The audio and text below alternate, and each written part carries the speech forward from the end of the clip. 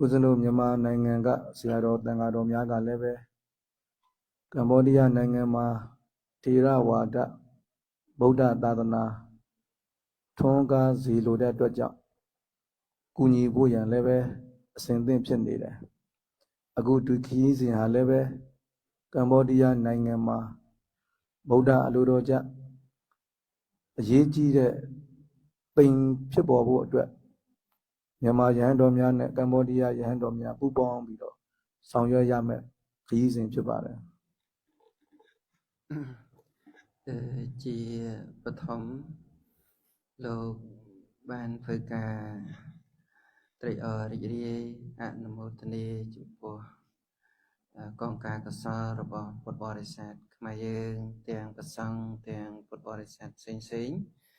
ដែលជាអ្នកកាន់ពុទ្ធសាសនាពិតក្រោយពីឃើញពុទ្ធបរិស័ទយើងដែល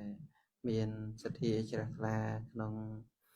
ពុទ្ធសាសនាហើយមានការបដិបត្តិយ៉ាងសមគួរមិនថាតែប្រសង់ឬក៏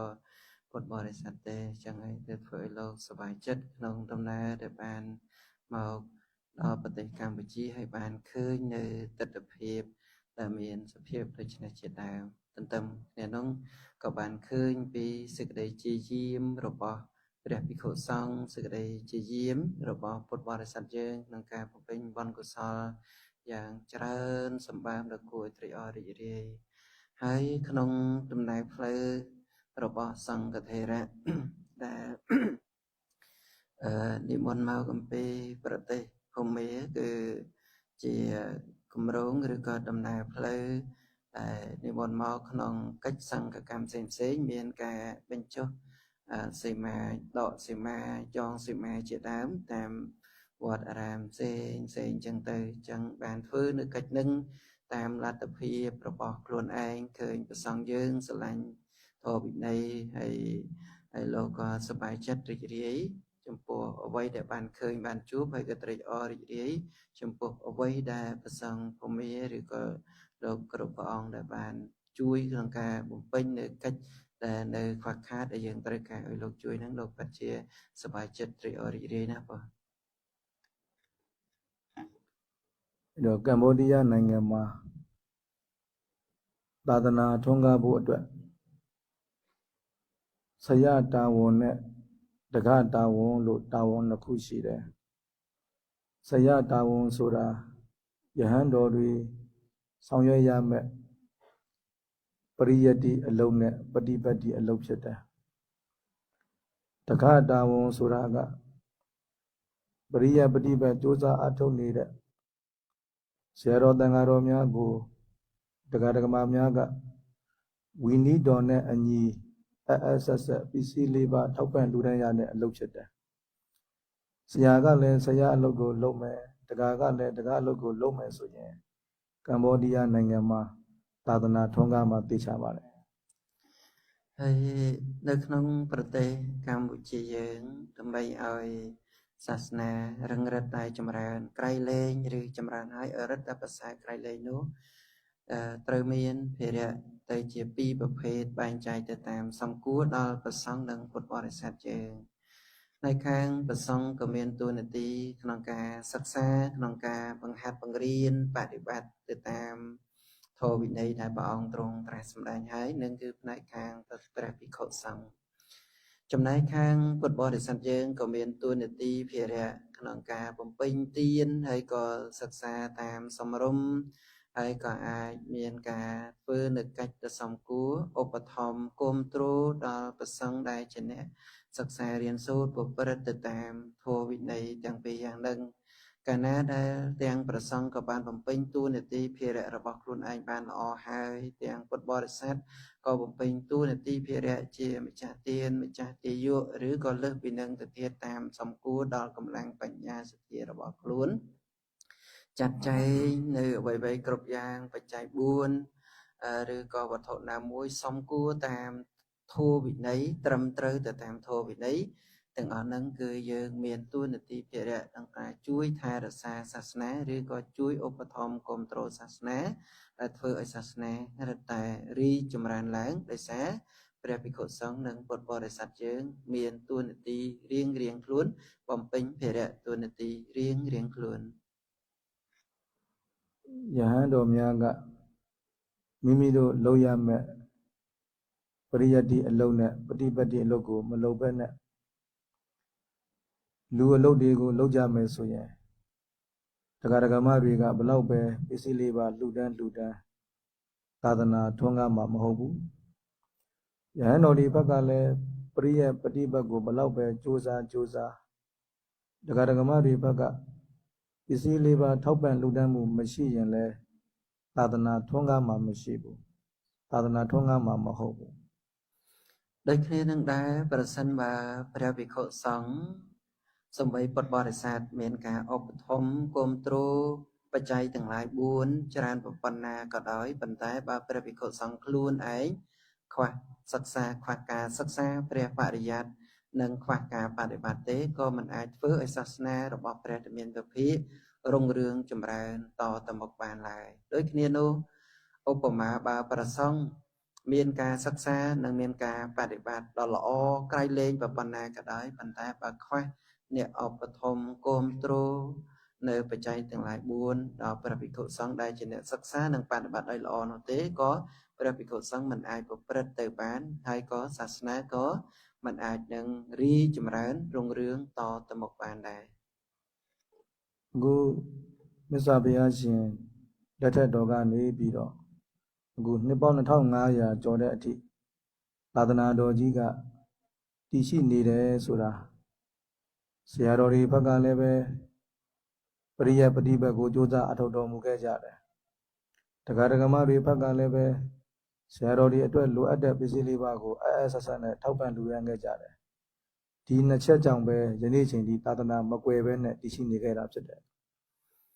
ឥឡូវយើងសម្លឹងមើលតាំងពីសម័យពុទ្ធកាលរហូតដល់សម័យបច្ចុប្បន្នសាសនាកន្លងទៅប្រមាណ2500ព្រះវស្សាកន្លងទៅហើយតែសាសនានៅតែអាចតាំងនៅបានថាព្រោះអ្វីក៏ព្រោះតែតាំងពីសម័យកាលអង្គបរិនិព្វានទៅរហូតដល់ឥឡូវគឺព្រះភិក្ខុសង្ឃមានតួនាទីក្នុងការសិក្សាបរិយ័តបដិបត្តិហើយក៏បំពេញតួនាទីយ៉ាងល្អចំណែកពុទ្ធបរិស័ទយើងក៏បំពេញតួនាទីក្នុងនាមជាពុទ្ធបរិស័ទមានការថ្វាយទានជាដើមព្រោះដូច្នេះហើយទើបបានជាសាសនារបស់ព្រះតមានវិភាជាព្រះបរមគ្រូនៃយើងតាំងនៅរហូតដល់បច្ចុប្បន្ននេះ អធិកថាကျမ်းထဲမှာဆရာတကာနဲ့ပတ်သက်ပြီးတော့၄မျိုးဟောကြားထားတာရှိတယ်နံပါတ်1ကတရားဓမ္မတွေဟာယဟန်တော်ကိုကိုးကွယ်စိတ်ကပ်တဲ့အခါမှာသာသနာတော်စီပင်တိုးတက်ရေးအတွက်မဟုတ်ဘဲနဲ့ကိုယ်ကျိုးကိုငဲ့ပြီးတော့ကိုးကွယ်စိတ်ကပ်တယ်ဂုံရဖို့နာမည်ကြီးဖို့လက်လာပါရဖို့ချီးမွမ်းခံရဖို့ဒီလိုမျိုးဂုံလက်တွေကိုမျောကိုးပြီးတော့ဘုန်းကြီးကိုကိုးကွယ်စိတ်ကပ်တယ်ဒါပေမဲ့ယဟန်တော်ဘက်ကကြတော့တရားဓမ္မတွေကိုဓမ္မနဲ့အညီပဲစောင့်ရှောက်ပေးတယ်ဝိနည်းတော်နဲ့မညီတဲ့ကုလဒုသနမိစ္ဆာဇီဝအလုပ်တွေကိုမလုပ်ဘူးဝိနည်းတော်နဲ့မညီတဲ့အလုပ်တွေကိုမလုပ်ဘူးမိမိရဲ့ပရိယပฏิပတ်ကိုပဲလုပ်တယ်တရားဓမ္မတွေကိုစိတ်ကူပေးခြင်းဘေရင်ဟောခြင်းယတရားရှိခြင်းလုပ်တွေကိုလုပ်မပေးဘူးအဲ့တော့တရားဓမ္မဘက်ကကိုးကွယ်စိတ်ကပ်ပုံမှားနေပေမဲ့ဆရာဘက်ကမှန်ကန်နေတဲ့ဆရာတကာတစုံလို့နံပါတ်1အနေနဲ့ဟောထားတယ် នៅក្នុងព្រះអដ្ឋកថាមានការសម្ដែងអំពីព្រះធម៌4ចំណុចក្នុងចំណុចទី1គឺពាក់ព័ន្ធនឹងពុទ្ធបរិស័ទយើងដែលជាអ្នកដល់បរតនត្រ័យជាទីពឹងទីរលឹកក៏ពិតមែនហើយប៉ុន្តែក្នុងការដែលចូលមកនឹងអាចទៅពាក់ព័ន្ធជាមួយនឹងការប្រាថ្នាលៀបយសឬក៏យ៉ាងណាមួយអីជាដើមចឹងទៅក៏ចូលមកកាន់ព្រះរតនត្រ័យមានការធ្វើទានឬក៏អ្វីមួយអីចឹងទៅដោយមានបំណងការប្រាថ្នាចំណែកខាងព្រះភិក្ខុសង្ឃក៏ជាអ្នកបួសហើយមានលៀបសក្ការៈផ្សេងៗកើតឡើងហើយប៉ុន្តែទន្ទឹមគ្នានឹងក៏រឹតតែប្រាថ្នាច្រើនក៏មានការប្រព្រឹត្តនៅគុលទុសកកម្មផ្សេង là đôi để dương bàn sắc xa sen hai miền tăng về vừa chia pet vừa chia mò vừa chia ấy chia đam chân tơ và bật mình xóm rôm nâng cứ thà vô liệp tiện liệp ấy chia đam trắng nè cứ bật bị cột sang miền cả vừa trắng đi coi chia chấm đạch đại mình lõ bật cả tì mũi nâng ဒုတိယတစ်စုံကကြတော့ကိုယ်ွယ်စည်းကတဲ့တရားဓမ္မဘက်ကစင်ကြယ်တယ်ယဟန်တော်တွေရဲ့သီလကုံသမာဓိကုံပညာကုံကိုအာယုံပြုပြီးတော့ကိုယ်ွယ်စည်းကလှူဒန်းတယ်သာသနာတော်စီပင်တိုးတက်ဖို့ကိုပဲအာယုံပြုပြီးတော့ကိုယ်ွယ်စည်းကလှူဒန်းတယ်ဒါပေမဲ့ယဟန်တော်များဘက်ကမစင်ကြယ်ဘူးယဟန်တော်တွေကမိမိတို့လုပ်ရမယ့်ပရိယပฏิပတ်အလုပ်ကိုမလုပ်ဘဲနဲ့လူလုပ်တွေကိုလုပ်ကြမယ်စောစောကပြောခဲ့သလိုစေကူတဲ့လုပ်တွေလုပ်မယ်ဘေးရင်ဟောတဲ့လုပ်တွေလုပ်မယ်တရားရှိတဲ့လုပ်ကိုလုပ်မယ်အဲ့တော့တက္ကဘက်ကစင်ကြယ်ပြီးတော့ဆရာဘက်ကမစင်ကြယ်တဲ့ဆရာတက္ကကတစုံလို့ဟောထားတယ်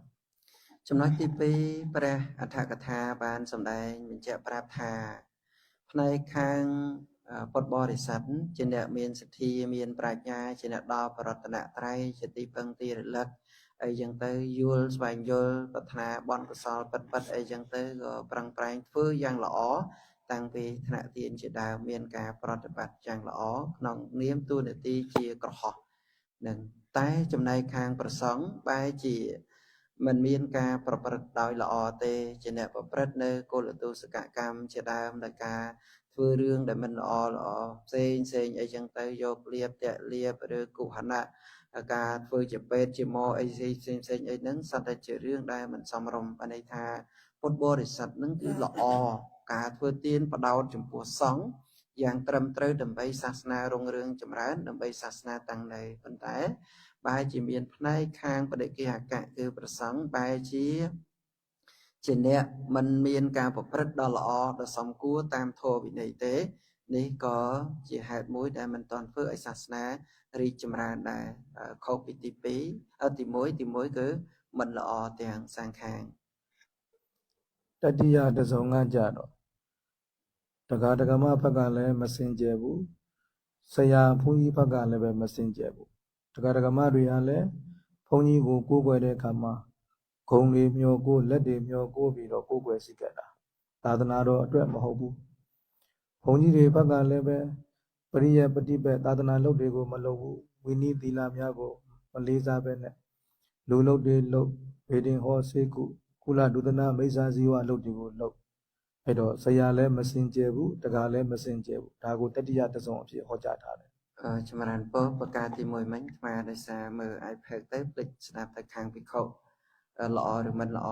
បដោតអារម្មណ៍ទៅដល់ពុទ្ធបរិស័ទមិនល្អក៏យល់ច្រឡំថាភិក្ខុសង្ឃក៏មិនល្អប្រការទី1គឺព្រះភិក្ខុសង្ឃល្អញាតិញោមណាសាថ្មីសូមអធិស្ឋានដោយសារមិញហ្នឹងបែកអារម្មណ៍ខ្លាចគេលើកបល័យមកអញ្ចឹងទៅក៏ទាញ iPad មកបំរុងនឹងសេវរកបល័យដែលលោកនឹងលើកមកប៉ុន្តែលោកអត់បានលើកមកទៅក៏បដោតអារម្មណ៍បន្តិចទៅវាហួសចំណុចថាតើភិក្ខុសង្ឃល្អឬមិនល្អដឹងតែលោកធ្វើប៉ុន្តែធ្វើល្អមិនល្អមិនបានចាប់អារម្មណ៍កាពិតទី1គឺភិក្ខុសង្ឃល្អពុទ្ធបរិស័ទមិនល្អទី2ពុទ្ធបរិស័ទមិនល្អទី2ពុទ្ធបរិស័ទមិនល្អភិក្ខុសង្ឃល្អដល់ទី3គឺមិនល្អទាំងអស់ទាំងព្រះភិក្ខុសង្ឃក៏ជាអ្នកមានការប្រព្រឹត្តមិនល្អទាំងពុទ្ធបរិស័ទក៏មានការធ្វើនៅទង្វើដែលមិនល្អមិនសមគួរទាំងទានក៏ធ្វើមិនត្រឹមត្រូវតាមធម៌វិន័យទាំងព្រះភិក្ខុសង្ឃក៏មិនបានប្រព្រឹត្តត្រឹមត្រូវទៅតាមធម៌វិន័យនេះជាហេតុមួយតែធ្វើឲ្យសាសនាមិនរុងរឿងមិនរីកចម្រើនឡើយអរគុណបាទបាត់រីគុំបាទបាទថ្មខ្ញុំ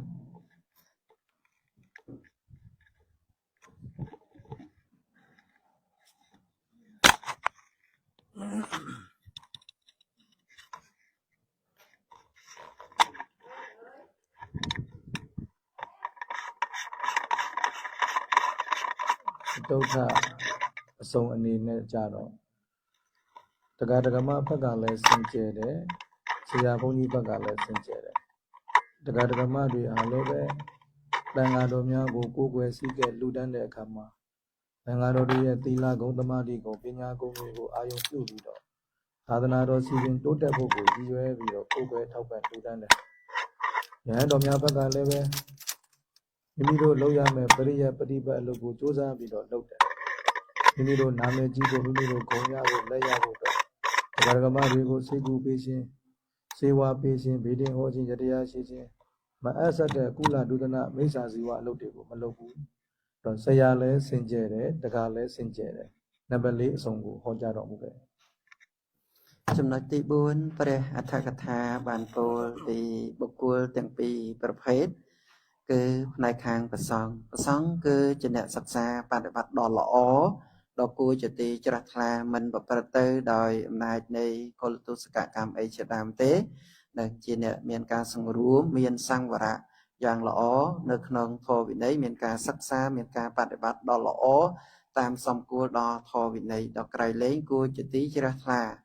ដូចគ្នានឹងដែរគឺពុទ្ធបរិស័ទទៀតសោតក៏ជាអ្នកយល់ដឹងទៅតាមអ្វីដែលធ្លាប់បានសិក្សាហើយក៏ប្រព្រឹត្តទៅតាមនឹងសម្បីការធ្វើទានក៏ត្រឹមត្រូវទៅតាមនឹងមិនជាអ្នកប្រាថ្នាលៀបសក្ការៈមុខមាត់ឲ្យធ្វើទានអត់ទេគឺទិសដៅ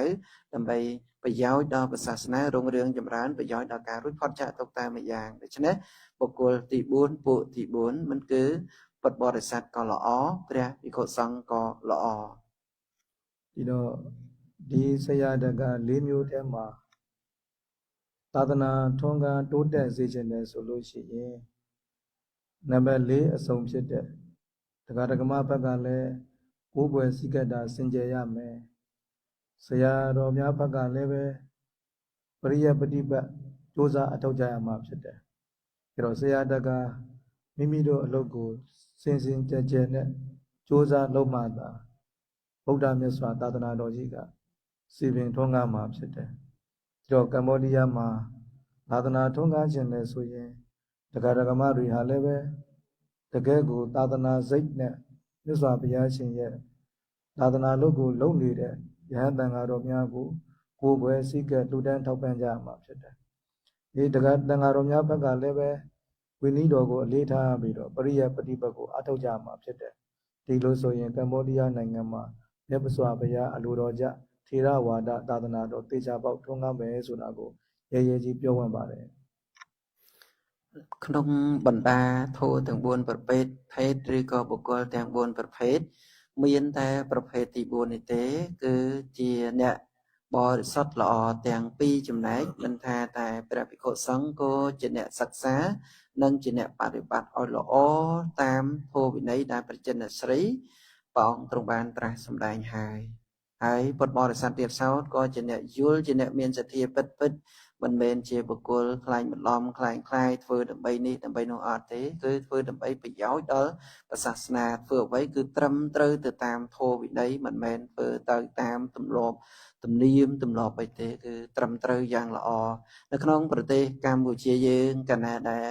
ព្រះភិក្ខុសង្ឃក៏ជាអ្នកបដិបត្តិសិក្សារៀនសូត្រដ៏ល្អពុទ្ធបរិស័ទក៏មានការសិក្សាបដិបត្តិដ៏ល្អតាមសមគួរដល់ភេទរៀងខ្លួនហើយនោះគឺយើងអាចហ៊ាននិយាយយ៉ាងច្បាស់លាស់ថាសាសនានៅក្នុងប្រទេសកម្ពុជាយើងនឹងរុងរឿងនឹងរីកចម្រើននឹងតាំងនៅអស់កាលដ៏យូរជាជាពុំខានឡើយအဲ့တော့တရားဓမ္မများအနေနဲ့မိမိတို့နိုင်ငံမှာမြတ်စွာဘုရားရဲ့အဆုံးအမတွေထွန်းကားရင်မြတ်စွာဘုရားအဆုံးအမထွန်းကားတယ်ဆိုတာယဟန်တော်တွေရဲ့တန်တမှာလဲမြတ်စွာဘုရားရဲ့အဆုံးအမတော်ကိုလိုက်နာကျင့်သုံးနေထိုင်ကြမယ်တရားဓမ္မတွေရဲ့တန်တမှာလဲဘုရားရဲ့အဆုံးအမကိုလိုက်နာကျင့်သုံးနေထိုင်ကြမယ်အဲ့ဒီလိုမျိုးဆရာရောတရားရောလိုက်နာကျင့်သုံးနေထိုင်ကြရင်သာသနာတကယ်ထွန်းကားတယ်လို့ခေါ်တယ်အဲ့လိုဆိုလို့ရှိရင်ကမ္ဘောဒီးယားနိုင်ငံဟာငြိမ်းချမ်းစွာနဲ့ကမ္ဘာပေါ်မှာတကယ်ကိုချမ်းသာခြင်းစိတ်ချမ်းသာခြင်းနဲ့ပြည့်စုံတဲ့နိုင်ငံတစ်ခုနဲ့ယက်တည်နိုင်မှာဖြစ်တယ်ដូច្នេះក្នុងការដែលត្រូវធ្វើឲ្យប្រទេសកម្ពុជាយើងដែលមានសាសនារឹតតែរីកចម្រើនរឹតតែតាំងនៅឱកាសដ៏យូរអង្វែងគឺភារៈតួនាទីរបស់បុគ្គលទាំងពីរប្រភេទនឹងទាំងពីរពួកនឹងគឺសំខាន់ក្រៃលែងណាស់ទាំងបព្វជិតទាំងគ្រោះហោះដែលមានតួនាទីរៀងខ្លួនចឹងហើយដូច្នេះដើម្បីសាសនារបស់ព្រះតមានពភា បានតាំងនៅហើយជាប្រយោជន៍ដើម្បីសេចក្តីសុខសេចក្តីចម្រើនដល់ពុទ្ធបរិស័ទនៅក្នុងប្រទេសកម្ពុជាយើងហើយជាអ្នកមានសេចក្តីសុខមានសេចក្តីស្ងប់និងបានត្រាស់ដឹងធម៌ផងហើយម្យ៉ាងទៀតសង្គមពិភពលោកទាំងមូលក៏នឹងមានសេចក្តីសុខសេចក្តីចម្រើនដោយការចាប់ផ្ដើមពីយើងទាំងអស់គ្នានៅក្នុងប្រទេសរបស់កម្ពុជាយើងទាំងព្រះភិក្ខុសង្ឃនិងពុទ្ធបរិស័ទយើងដែលមានការប្រព្រឹត្តបដិបត្តិដោយល្អនេះគឺពិតណាស់ពិភពលោកនៅក្នុងប្រទេសកម្ពុជាយើងក៏សុខសាន្តនៅក្នុងទីដទៃប្រទេសដទៃក៏នឹងសុខសាន្តផងដែរបាទ ဗုဒ္ဓဘာသာလို့အမိခံထားပေမဲ့ယဟန်တော်ပဲဖြစ်ဖြစ်တရားဓမ္မတွေပဲဖြစ်ဖြစ်ဘုရားရဲ့အဆုံးအမကိုမလိုက်နာကြဘူးမကျင့်သုံးကြဘူးဆိုရင်ကိုယ်ကြီးချမ်းသာခြင်းစိတ်ချမ်းသာခြင်းနဲ့ပြည့်စုံကြမှာမဟုတ်ဘူးပြစ္ဆုတ်ပံဘဝမှာလည်းဆင်းရဲနိုင်တယ်လို့တမလွန်ဘဝမှာလည်းဆင်းရဲနိုင်တယ်ဒါကြောင့်ဗုဒ္ဓဘာသာ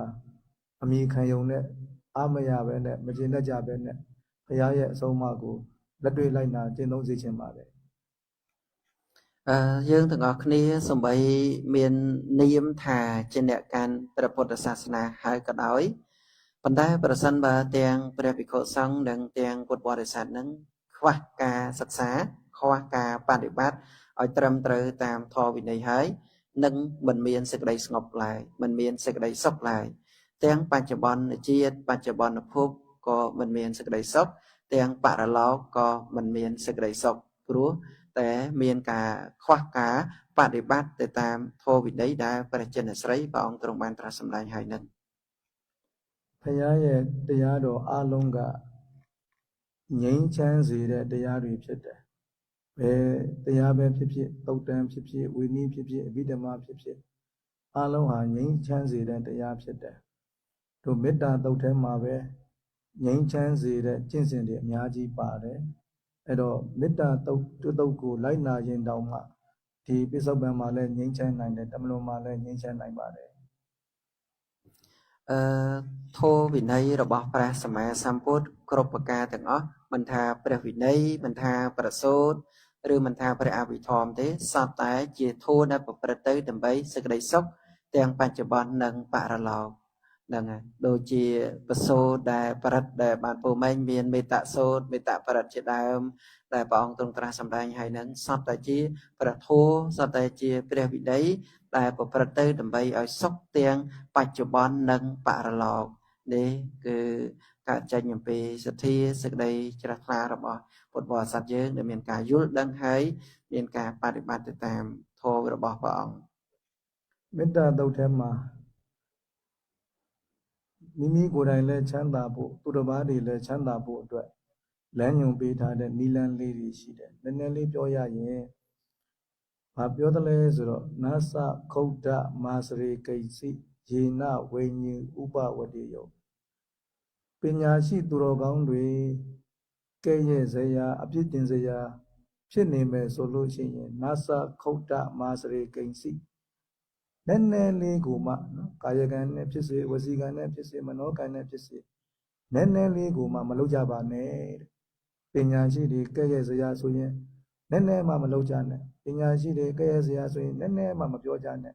ပညာရှိတွေကဲ့ရဲ့စရာဆိုရင်နည်းနည်းမှမကြံကြနဲ့တဲ့ဒါကိုမေတ္တာတုတ်ထဲမှာနသခုဒ္ဒမာစရိကိဉ္စီလို့ဟောထားတယ်នៅក្នុងមេត្តាសូត្រទៀតសោតគឺនៅក្នុង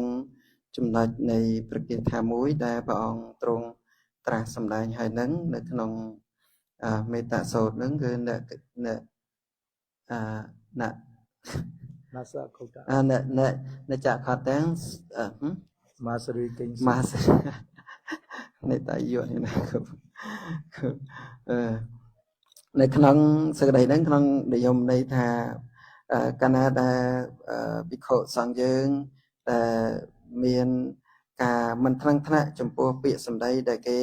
តេះដៀពោលទោសដោយប្រការណាមួយហើយក៏ជាអ្នកនឹងរស់នៅបានសេចក្តីសុខនឹងសរុបរួមមកបើយើងមិនទាស់ជាមួយនឹងពាក្យសម្ដីរបស់អ្នកដទៃដោយប្រការណាមួយហើយនឹងជាអ្នករស់នៅជាសុខបាទနောက်ဘုရားပြောသေးတယ်မေတ္တာတုတ်ထဲမှာ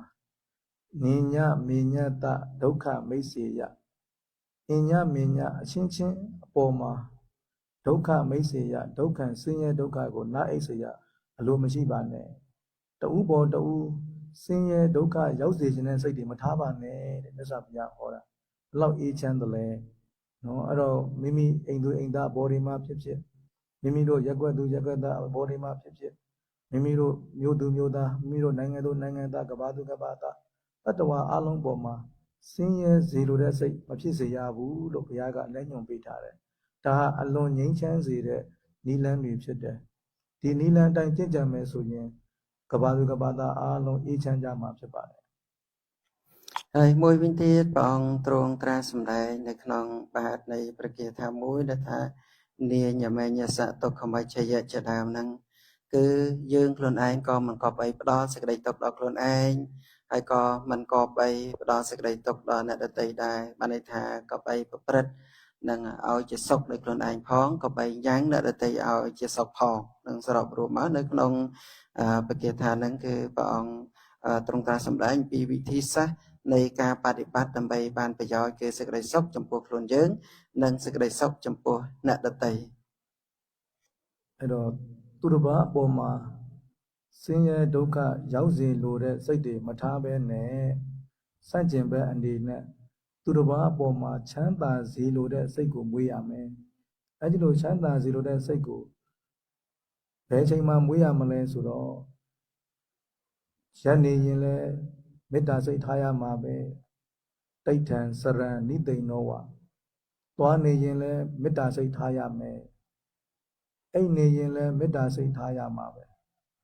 နိတိဋ္ဌံစရံနိသိဏောဝတယနောယဝတ္တဝိတမိတောအဲ့တော့သွားထိုင်ရက်လဲဘယ်အချိန်မှမဆိုတတ္တဝါတွေအားလုံး